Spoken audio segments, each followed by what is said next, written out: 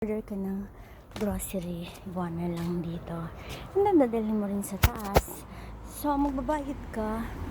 Pero, pag mag-order ka, ibabawas na nila yung bayad mo. Sa ATM, 350 ang another charge.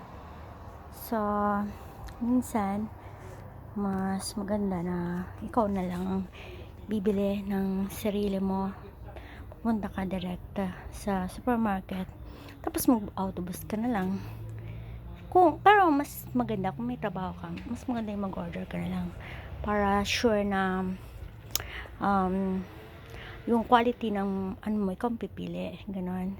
Kasi mostly hindi maganda yung prutas, malambot, ganon. So maganda yung kung may tempo ka naman, pero kung wala kang tempo, mas maganda yung nag-order ka kasi yung ipagtatrabaho mo sa computer, mas malaki ang kikitain mo kaysa sa pupunta ka doon, kasi 2 oras din ang masasayang pag pumunta ka ng supermarket, magabang ka pa ng autobus, di ba?